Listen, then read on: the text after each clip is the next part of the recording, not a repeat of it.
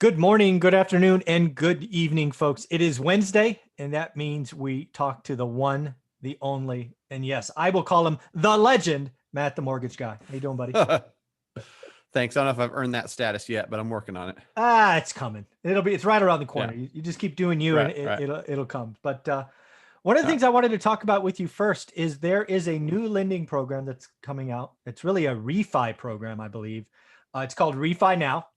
And it is aimed at picking up part of the homeowner community that really missed out thus far on the refi boom, right? There's, the last couple of years, certainly the last 18 months, there's been a real big refi boom, but there's been a segment of the market that's been missing. And I think, the powers that be want to address that. So why don't we talk about the Refi Now program and why it's going to be so nice and so important? Sure. Yeah. I'm happy to talk about that. I dug into it yesterday because the Fannie to Fannie one is going to be available June 7th. So literally next Monday. Freddie to Freddie is going to be August 30th. So I don't have all the details on that, but I'll talk about Fannie's program. Refi Now is the name of it. And like you said, the FHFA about a month ago said, we're working on something. We want the folks who missed out and didn't qualify, who probably need the savings more than the people who have 20,000 a month in income and 780 credit scores. Mm-hmm. This segment of the population that just missed qualifying and really hasn't been able to take advantage of these historically low rates. We want something for them. And so that's exactly what they did. They created a program where they said, let's stop there. So the first thing that I just want to point out, because there's a lot of talking heads, Peter Schiff being the one that's annoying me today, talking about housing being in a bubble or a artificial boom. And one of the things is we've had real good lending. And right for the last year or so, it really has been good lending, high credit score, high net worth.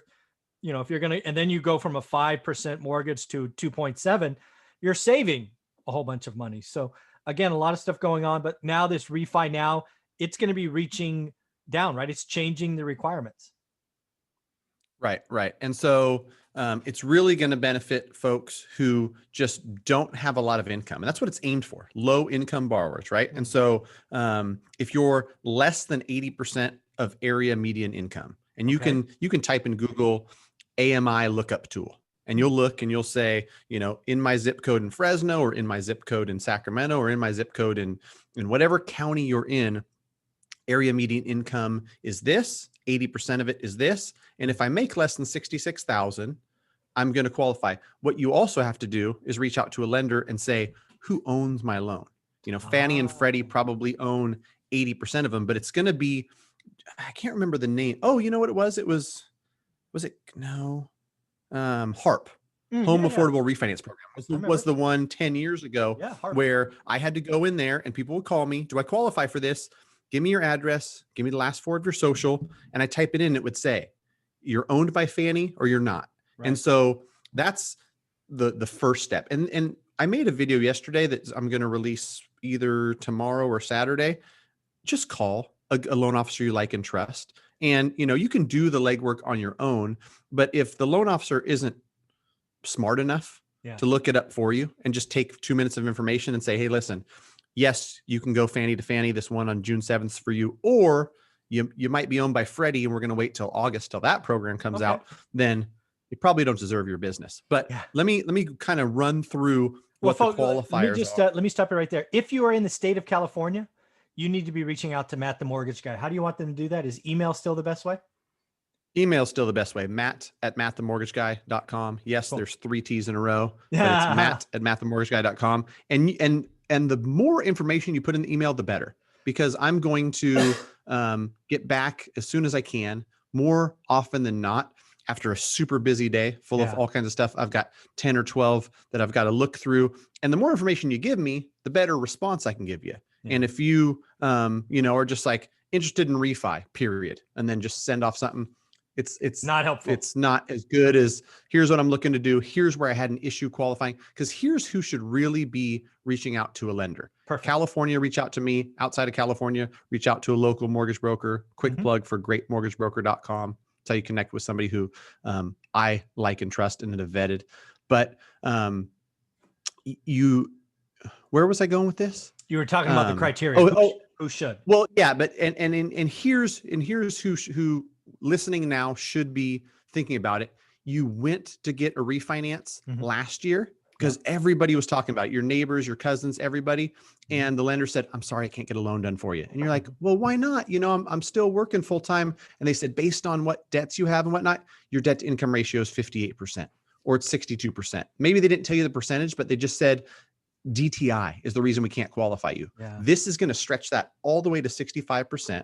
And so if you didn't qualify in the past, up to 65% debt to income ratio. And just so I know, in a, like just a traditional mortgage, you know, like if I was going to buy a home today, they don't normally go to 65%. No, they're going to cap it at 45 or 50. Exactly. And I just want people to realize that they're reaching. That's what I'm trying to say, is they're really reaching for those people that are already in a home, already have a mortgage, and allowing them to frankly get savings. Right. They're bending the rules so that you can refinance and save money, which is good for you. You've got to be less than 80% of the area median income. And the max DTI is 65%. If it's a $300,000 or lower mortgage, they're going to waive that 50 basis points that FHFA hit all refinances with last October. So you're even going to get a better than market rate on this refinance. Closing costs are going to be capped at $5,000, including impounds. And so no matter who you talk to, whether it's me or anybody else, mortgage wise, they can't bake a bunch of fees into this thing. It's going to have to be really thin on fees because it's including the prepaid escrows, limited to $250 in cash back. So you can't structure it getting any cash back to the borrower, which makes sense. I like that actually. Up to a $500 appraisal credit. And the appraisal on most refinances is the only out-of-pocket cost. So they're saying, we got you. Nice. And most appraisals are $500-ish. And so they're covering your appraisal. You can't have refied in the last 12 months is one of the requirements. And so if you qualified and refinanced and you're like, oh, maybe I qualify for this and I can lower it even more. Not eligible if you've refinanced in the last 12 months. And it's got to be a single family and it's got to be your primary. So it can't be a duplex. It can't be an investment property. It's got to be not residential, not house hacking, house. Right. Single family residence, primary residence is all it can be. And so, you know, it's a great program. And I think that they guesstimated, you know, 2.5 million, 3 million. I don't know what the segment is, but if that's you, didn't qualify because of debt to income ratio, then reach out to a mortgage broker. What I'm sure I'll get, and lots of folks will get, is people that don't qualify for other reasons. And like, I've been out of work for 18 months, or I've got a BK that just discharged yesterday. All that other stuff, sorry, but if there's qualifying issues for other reasons, then you probably don't qualify. But I don't think it hurts to try, and I don't think it hurts to ask. I like that. And so this is it's gonna help a lot of people. And again, it's Fannie to Fannie, so it's gonna be a matter of figuring that out. And there's Fannie Mae lookup tool. If you type that into Google, it's one of the first responses on my video I put on YouTube. I put the links in there. Nice. It's a simple lookup. And then if you're not Fannie, hopefully you're Freddie. If you're not one of those two, then you probably have some sort of non-traditional mortgage or for whatever reason aren't backed by Fannie or Freddie. But Freddie's is going to come out and be available August 30th, I think is the date I heard. So that one's still a few months out. But at next Monday, we're going to start plugging in some of these. Yeah, again, this is Refi Now. This is Fannie's really, again, I really like this program. First off, it makes you a little nervous, right? Because anything that makes me harken back to the 08 crash, a lot of that was lending problems. But what I think I hear you saying is they already have the loan. They're just going to lower the individual's payment. They're not allowing you to take cash out, and they're covering the cost to kind of get it done. So that's like, hey, you've been a good payer. You know, you don't qualify traditionally. We're going to take care of you. We're going to help you lower your payment, $200. Sign here, kind of thing. Right. And that's the thing too, is I heard some rumblings about, you know, why are we helping people or allowing them to be house poor if that is their DTI? They've already got the house. They already got it. Writing loans. Exactly. Yeah. If we were writing brand new loans and letting people buy up to 65% DTI, trouble. And that's the thing, like you said earlier in the video, lending has been so responsible. And the guidelines for lending, you have to be well qualified to buy a house. And so nothing's going on, rightfully so, that's going to open up the floodgates for more buyers. Fannie and Freddie are just going to lower their book, right? If their average debt is 5 1/4, they're just going to lower it to 4 3/7 or whatever it is.